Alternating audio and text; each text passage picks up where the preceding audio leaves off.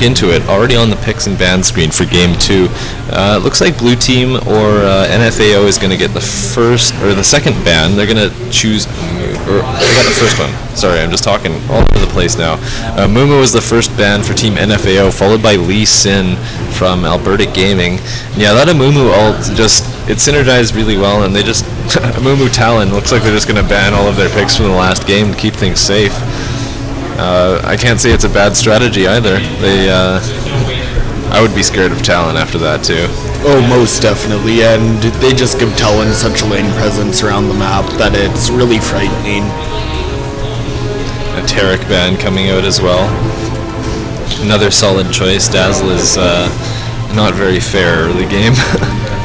The Dazzle Shatter combination just gives any AD carry a slight advantage over a couple seconds of free damage on the target of their choosing. Malphite. Interesting. Malphite's sort of been gaining popularity recently as a jungle, but I don't know, I wouldn't think he's that much of a scare, in my opinion.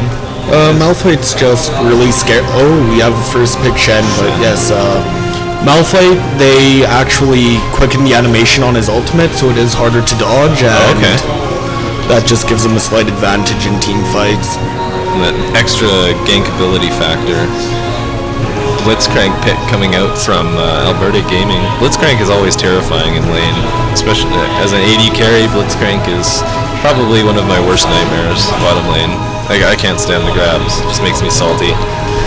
Blitzcrank as well, just the opportunity to control any team fight, being able to pick someone out when not expecting it or not wanting to engage, and this is actually a terrifying combination of both Nautilus and Blitzcrank. He sort of almost upgraded from a Mumu to Nautilus. It's like he was warming up with the Mumu, and now he's going to bring out the big guns for the second game. Very similar characters, the grabs and the CCs, although Nautilus has many more CCs than a Mumu does. All of his skills do some sort of suppression. Nocturne going to be the jungle against Nautilus, it seems, from Tsunade Tech. Let's see what Streaks has up his sleeves here.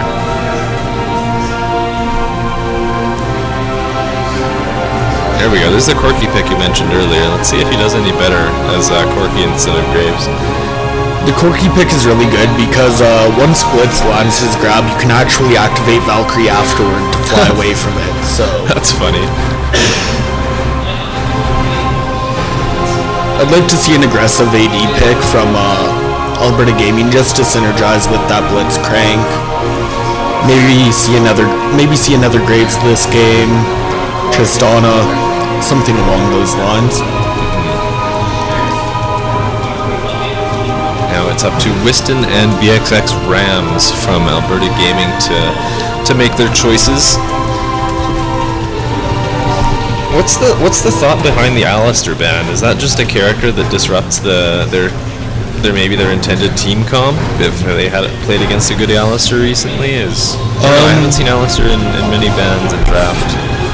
Alistair's solo queue, even in the higher elo play, the professional play, he just comes with an equip as a jungler and as a support that gives him so many options. At level 6 you can dive any turret you want, and it just gives you such early game potential to take that lead, and he's so mobile, especially with the pulverized headbutt combination. Alright, now we do have Graves pick as well, and Aurelia going top lane, piloted by Whiston. Ram's going to pick the Graves going bottom, and it's going to be Ari and Janna rounding off NFAO. With Tsunade Tech and O-Snap going to switch junglers there. I don't know why that was necessary, since the jungler for purple team was already chosen. Just doing a bit of metagaming on the pick screen, I suppose. Now Roughhide going Akali. Interesting, I'm not sure who to pick top lane between Aurelia and Akali. I would assume Aurelia though. I'd assume Aurelia top. Akali and Ari at level 6. Akali doesn't have too hard of a time following Ari around. Kind of the alt after alt. Mouse and cat ordeal. It's going to be more so about who can dish out. Oh, the switch to Kennen here. Not too sure what I think about that. I mean, with the Blitzcrank, Nautilus, and Irelia, maybe just too much melee on their team. They wanted some range. And we're going back to Akali. I really do think that's a better pick, because if a grab is landed, Akali's going to be able to blow it up instantly. Double champ switch there.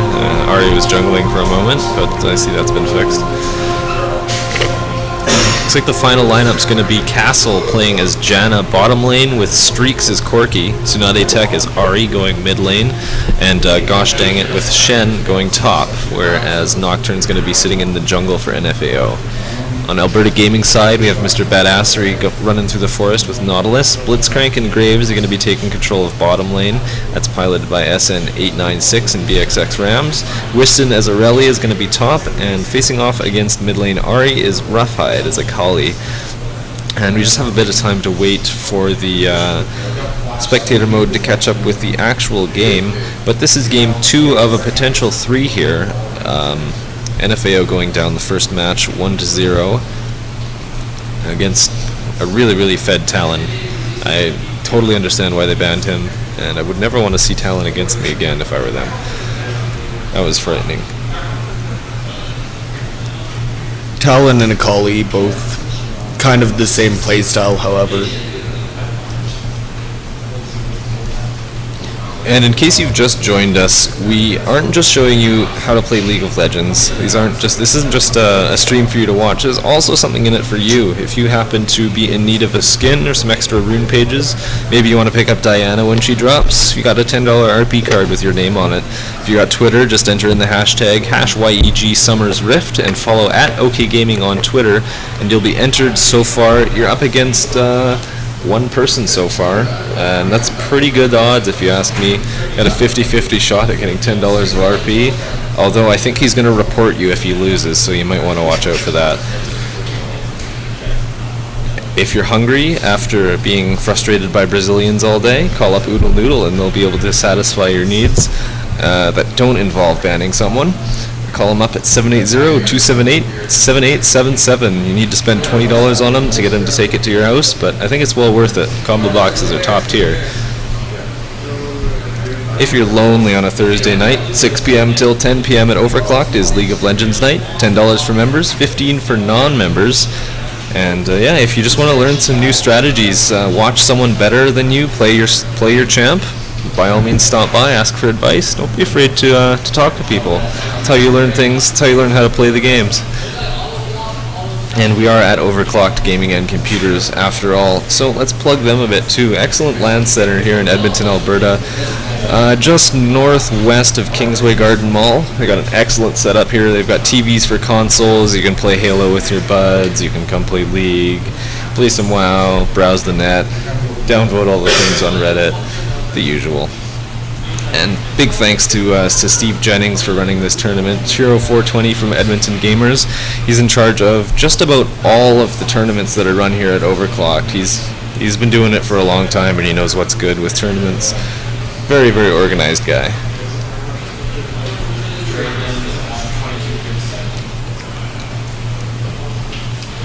Gangnam Style.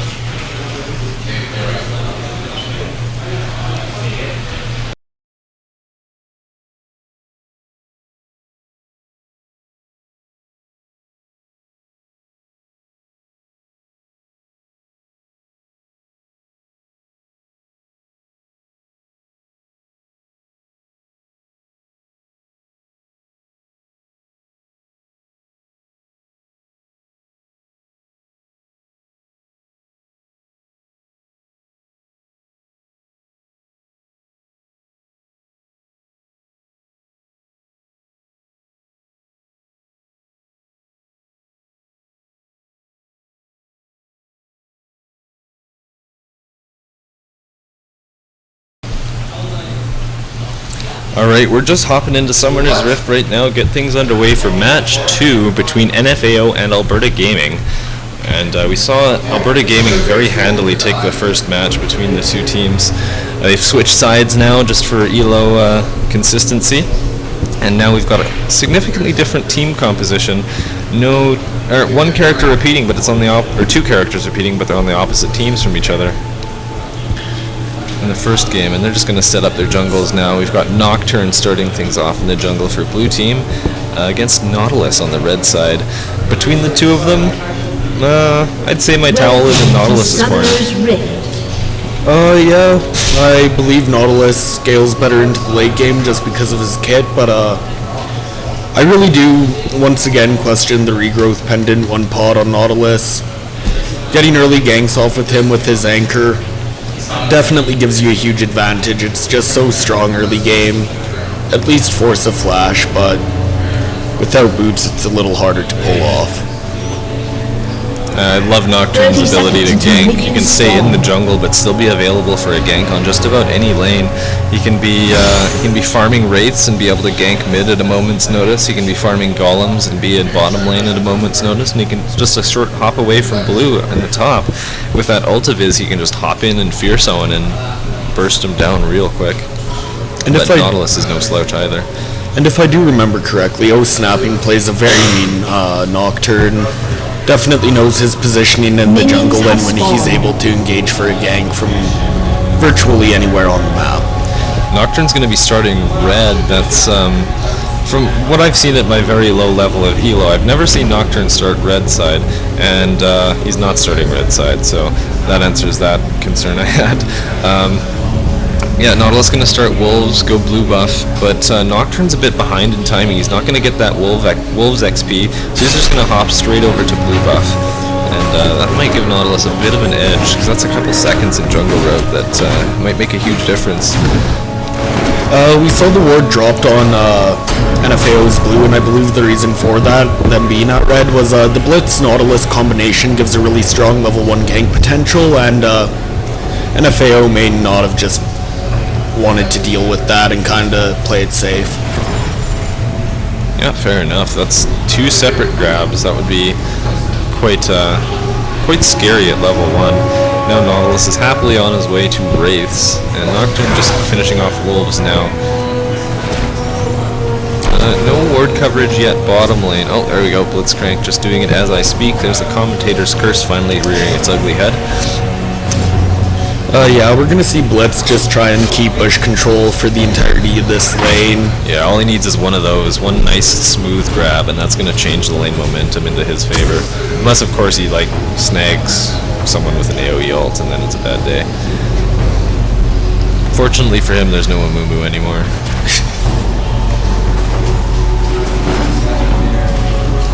Both of these lanes bottom have a lot of kill potential, so it's kind of just going to be who gets what they want first. And we have Nautilus heading top on Shen. Yeah, let's have a look at this here. Nautilus double buffed. Shen isn't warded, and Aurelia is going to start things off. Nautilus is going to, not quite landing the anchor. There it is. And Shen's going to get disrupted. Shen's got a flash out of there, and that's exactly what Nautilus wanted to do, pending a kill. He just wants Shen to waste his summoners, waste some time, and give Aurelia as much advantage as he can early game. Even without the kill, that's going to be enough to keep Aurelia ahead for quite some time, because Shen's only at half health now. He had to pop a potion. Now Nautilus is back in the fight. Looks like his anchor's recharged. Yep. There it goes, doing some more damage onto Shen, forcing him out of lane, and Aurelia is free to push straight to Shen's tower now. That wasn't really too scary for Shen. He had enough energy for his taunt to kind of get out of there, and kind of able to play it safe.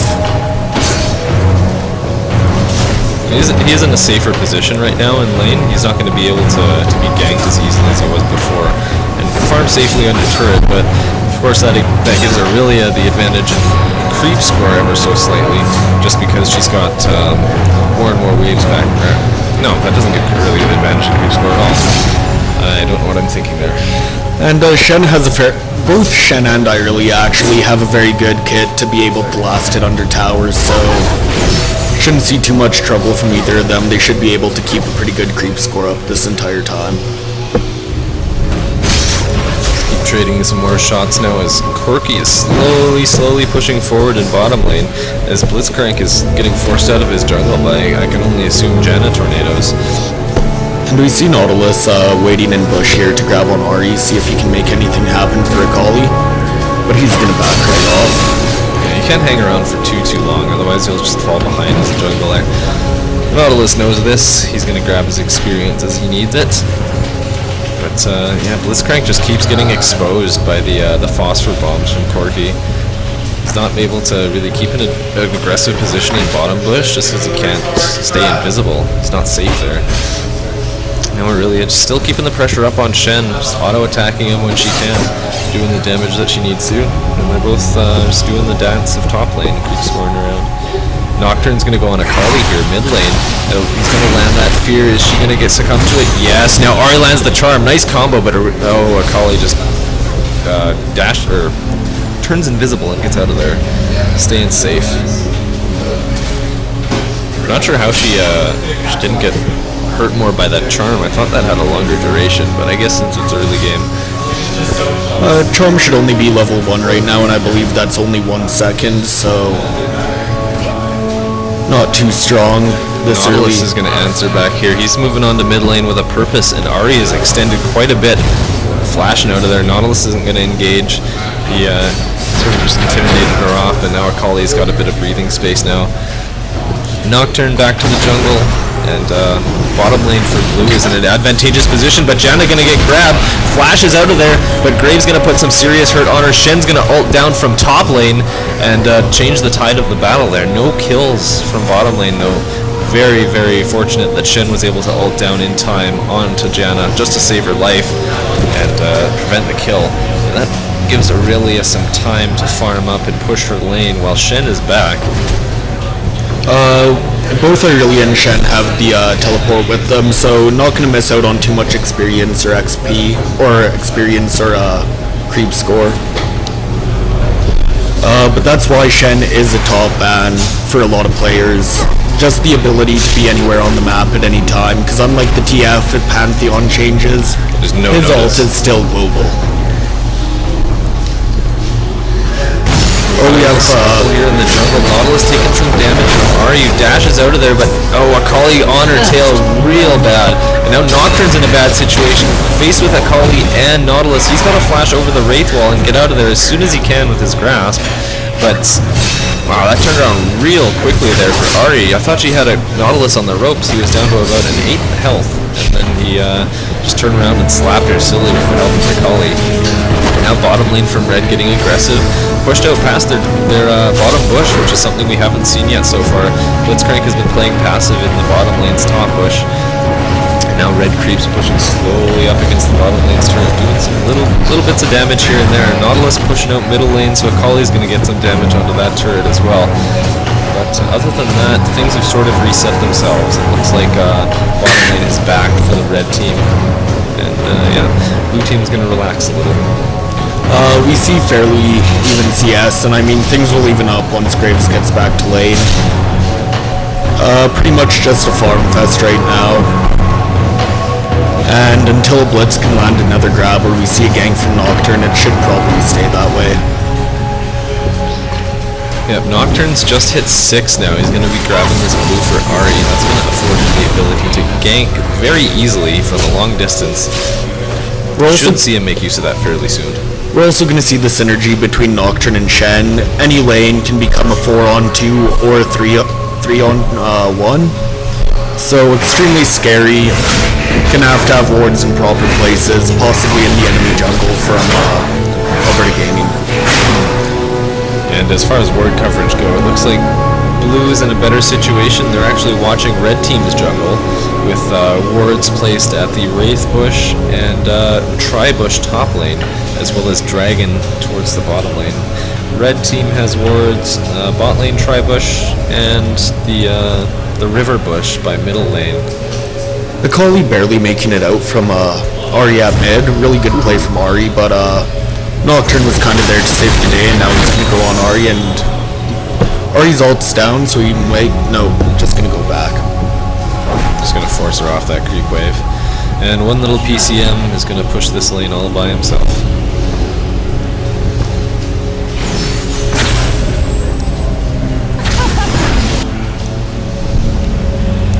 Yeah, red team's keeping up this bottom lane pressure. They're extended pretty far past river, but it looks like Nocturne's going to give bottom lane some attention here as he's headed towards that turret. And Blitzcrank just looking for that grab, always waiting in the jungle. But blue team doing a good job of staying behind their creep waves. They can't get grabbed that way, but as I say it, Janna's going to get smoked as Graves going to land the shot. And we have the counter gang from Nocturne here, and Shen coming down. This is really bad for Team Alberta Gaming. Graves is going to go down. Janna's or Blitzcrank's already done for. Janna's going to make it out alive too, and Graves can't pick up on that. Very, very low health support. Good job by Nocturne and Shen. That's some excellent synergy there. You said that before, and now I can really see it in action. That was devastating. And we're going to see Streaks go back and buy here. Oh, they're actually going to head towards Dragon, seeing as how they have 3 of them, no ward from Reds were just wore out too, so they got lucky there with the visibility. And Akali's actually a little lower than Ahri, and Ahri has the blue buff, so Akali can't really leave lane to contest with Nautilus. But it looks like top turret is going to go down, courtesy of Aurelia. And that little gap where Shen's not in lane is enough time for Aurelia to do something like that. That's going to sort of help out the red team's gold situation, considering they lost about 200 global from that team fight bottom. Well, actually red team's still up 100 gold, maybe even 50 gold, but as you can see, Aurelia leading Shen by about 30 CS, 35 CS, and that's exactly what they needed to do. They needed to take tower to respond to the dragon.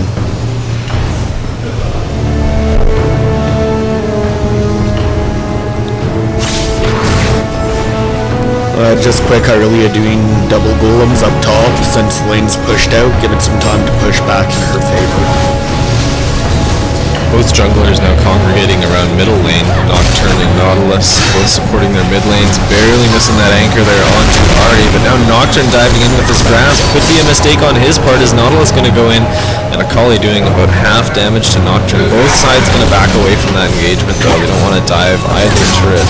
It's very risky, but now Aurelia and Nautilus are going to team up here. They might try and get the angle onto Ahri, who's forced back to her turret. They might dive here. I think that's what they're going to do once this blue creep wave is gone. Aurelia's going to jump in onto Ahri. Ahri's ulting out of there. Nocturne's on the scene. Is he going to get the fear in time? No, he's going to go down. Akali's going to make it out alive, staying invisible. Oh, is the Ignite going to kill her? Yes! Ahri's going to finish off Akali, but Nautilus going to finish off Ahri in return. Now Nautilus has roam over the blue team's jungle, but Shen down from top lane going to take care of mid against his opponent Aurelia.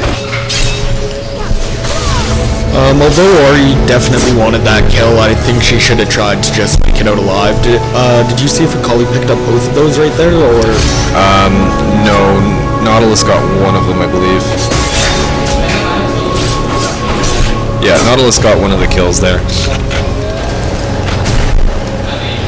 And Corky's going in on Aurelia pretty hard here, popping his ult, Valkyrieing in, chasing her out. Not able to kill her just quite yet, though. And Nautilus is on the scene, gonna chase him off. Shen's keeping him company though, so I don't know if Nautilus is... This is not good. We might see Nautilus go down. We're gonna see Nautilus go down, or at least... Yeah, we got the fear that disrupted him enough, but now Akali's on the scene. Ooh, Nautilus is very lucky to have escaped that. And we see the charm landed, but Flash is gonna save Akali right there. Just not enough. It's a good turnaround by Blue. Blue has just been... They've shaped up a lot in this game, and they're able to counter these... the down man situations that they've been having. They're not able to be ganked now just because of Shen and Nocturne. We've really seen a shift in the playstyle, actually. I mean, last game, NFAO was kind of on the defensive, not able to roam around, get those ganks. But because of the ultis from Shen and Nocturne, they can pretty much be anywhere, kind of how Team Alberta was treating them last game. Yeah, and they're not really pushing too aggressively. They're doing what damage they can and then backing off while they're still alive. They've had some unfortunate exchanges, but for the most part, it's a very passive game still. They're not trying to aggressively pick each other off quite yet. I'm sure that's very shortly to come, though. It seems like most of Alberta gaming is just headed back now to buy, whereas NFAO is just holding their lane positions, keeping their farm up. Nocturne's doing his jungles, just keeping up with things. Yeah, Alberta Gaming is much more prone to just buying when they have the gold, it seems. We're going to see a dive here on Corky, but not going to be able to make it happen. Already just picked up her blue, should probably back, yep. And Nocturne's in trouble here. Ooh, nice snag there by Nautilus. Nocturne's going to ult in here. Oh, he's just going to ult in the middle of the team fight. I'm not sure what he was hoping to accomplish with that, but Nautilus is going to go down here. Nocturne's going to go down. And this is going to be an interesting exchange now. Even number of kills, but it looks like the blue team's going to come out on top of that. Yeah. Ahri going to go down for NFAO along with Nocturne, whereas Alberta Gaming lost Nautilus, Aurelia, and Akali in that fight. So and I'd say that one came out heavily in the favor of NFAO. And once again, we see the power of Shen ult there, and even the Nocturne ult kind of cuts off vision from them being able to see anything outside of who they're focusing. So, really good turnaround right there, really well played by Team NFAO, and I don't know if they're just going to clear wards or if Dragon should be coming up soon. They did get a relatively early Dragon. Yeah, Jana's just clearing these wards out now. Blitzcrank can't really do a whole lot about it. He must be upset. He just wasted about a couple hundred golds. As Soraka just put that pink, Jana just put that pink ward down by Dragon. It's still brand new. It's got the new ward smell. We've got a 4-man group up here at mid, joining up with Blitzcrank. It looks like they might. He's just going to place another ward there, but Nautilus has oracles. They're going to take out that pink watching Dragon. And Nocturne's going to be extending past mid. It looks like Graves is going to get some damage on him. Ahri's taking a lot here. Graves is going to take him down. Nautilus just barely misses that anchor onto Nocturne. He's unable to capitalize on that. Little overextension by the blue team's jungler. But now we've got a 5-man push on middle lane from the red team. Let's see what they can do with it here. Corky is double buffed. I think they're just going to focus down the turret and hope they can dive afterwards. And we just saw Dragon come up as well, so we're going to see the Nautilus ult and Nocturne getting caught. Nocturne should go down, but Akali should. Akali going down. Nocturne making it out just barely. This is actually really scary for Alberta Gaming right now. This Corky is extremely large, and he's not scared to go in and kind of take out their team. Blitz grabbing Shen there. I'm not sure if that's who he wanted. He's going to get taken down as a result of it. And now Nautilus going to get Valkyried onto by Corky. Corky popping his ult, but Nautilus just barely able to escape. Graves going to be able to escape with Half-Life, and now blue team is totally free to take this Dragon. It's just money in the bank for them there. Once again, just a really good turnaround for them. Proper time to engage after seeing them overextend for that kill. I really would have liked to see Team Alberta Gaming just take the tower and then head over to Dragon.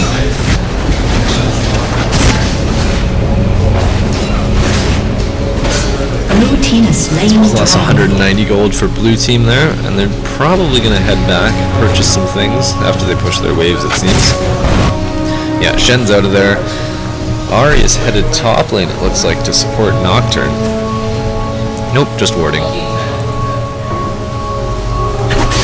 Nocturne clearing top lane. Nautilus is going to join him here really shortly. I don't think much is going to happen. Nocturne's probably just going to back off after hitting the turret a couple times. He's not going to let something happen off of this sort of exchange. And we have a Akali joining up too. Coming as well. They're going to try and cut him off through jungle. Aurelia's got a wide angle on him, and Nocturne's going to get hit by that anchor, and I think he's going to go down here. Shen's ult's going to come in. No, it's 4-on-2 though. I don't know about this ult from Shen. He's going to get grabbed again by Blitzcrank, and Nocturne's going to go down real quick. Shen just popped his ult and ran, essentially. It wasn't much more he could do against that, but unfortunate little mispositioning there by Nocturne. He got taken advantage of pretty badly. If Nocturne wouldn't have gotten grabbed there, he might have been able to make it until his team arrived, but unfortunately that wasn't the case. Yeah, now blue team finally managing to make a group around that top lane, but it's just too late as red team is going to walk off and clear middle and go about their business. Graves and Corky pushing their own lanes respectively. It looks like it's frozen in the middle towards bottom. Most of the action is happening around mid lane. Blitzcrank is just lying in wait here. He's planted a ward in that Wraith bush. He's going to start counter jungling Nocturne just to do what he can. They're still not quite past that.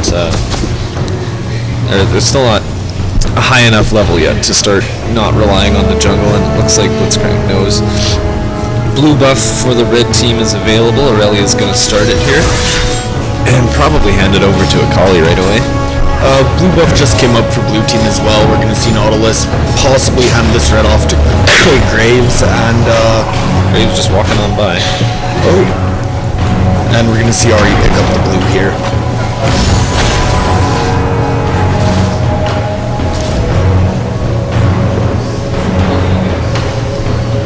Red team grouping up in the middle lane once again. They do so well in the team fights, even with Shen's ult, they were able to stave off that last one, as long as they can take Nocturne out of the picture.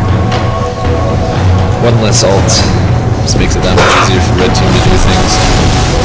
And Shen's going to be able to keep pushing this top lane and kind of free farming with the ability that when his team does want to engage, he's going to be there instantly. Yeah, and drawing Aurelia out of position too, which is a decent amount of damage for red teams. This could work out to their advantage if they decide to engage right now. But a little bit of damage being exchanged top lane. Shen's going to get stunned here. He's probably going to be able to get out of that very easily. He's just popping up his... Blitzcrank gonna snag Ari there, but get punished for it, as he's got company in the form of Jen and Nocturne. Nocturne's all gonna go down now. He's gonna latch on the Blitzcrank. Graves unable to do anything about it. Blitzcrank getting hit with a fear. Akali's gonna dash in though. Blitzcrank's gonna hit the speed, but he's gonna go down thanks to a Corki ult. And now Akali's in a bad situation. She's gonna be the second to go down. Aurelia, possibly the third. She's got the blue buff. It's so valuable. There it goes. Corki's gonna grab that for the triple kill. Quadra kill onto Graves, and Shen's gonna deny him the pentakill, taking the Nautilus kill, and they're gonna do Baron right away because they have no opposition and they can just walk in there and grab it. This Nocturne really well played once again.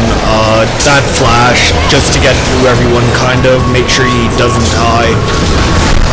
Just really playing smart and doing what he needed to do, forcing Graves out of the fight early and then just staying alive for the rest of it. First Baron is going to mean a big momentum shift in the favor of blue now. They're just going to be able to push so much harder, and red's got to react on their terms instead of being able to do things at their own pace. Just got to push out their lanes. Meanwhile, blue team is backing, healing up, buying their loot. And potentially you could even say that was a 6-0. I mean, Nautilus did lose the Oracles as well, so... Yeah, that's true too. It's a lot of gold lost by the red team in that fight. It's not a good look, and you can see the deficit now is extended to just over 6k. Or just under 6k for the blue team, and their kill score is just doubled, straight up. We also have Janna picking up Oracles for the blue team, so we're going to see a shift in momentum here with the kind of vision around the map. I mean, nobody on the red team will be able to afford anything really. Yeah, if Nautilus wants to keep up on counter warding himself, he's not going to be able to do much. He's got to focus on either his own wards or counter warding, and he's not able to do both, just because he's not rich enough to do so. You can see the gold totals here right now. Nautilus is sitting near the bottom of his team, only lower than Blitzcrank, the support character.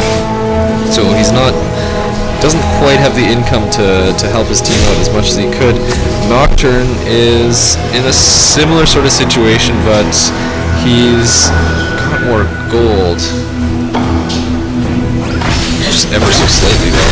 Nice engagement here by Graves. Akali's gonna just melt right away. Oh, that was Nocturne melting. Where did Akali go? And we have Shen coming in from the backside. He's going to taunt in on everyone, and this is going to be a great engage for the team. Oh, wow. Yeah, Corki's just cleaning up here. He does so much damage.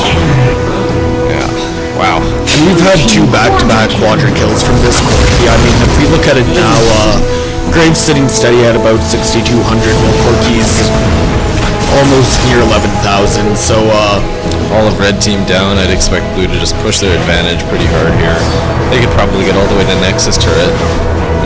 Most definitely. They should be able to get inhibitor down here. I mean, they don't really have a reason to back off. This Corki is double buffed with Baron. Oh no, he doesn't have red buff. He just lost his blue, but still with Baron and his sort of Fed status. Yeah, there's the GG. That's the surrender. And we're going to go to map 3 now. NFAO taking things back in game 2. It seems like they found their sea legs and they're ready to start sailing. Let's see what they can do game 3. This is the, it's all come down to this now. The winner of this is going to advance to grand finals against Fishalicious, who are dominating all of yesterday. And that'll be for all the marbles, really. Whoever can win this next game has a chance to take the whole thing. We're just going to get back into Champ Select real quick here. Definitely a nice change of pace for NFAO, exactly what they needed to get this going.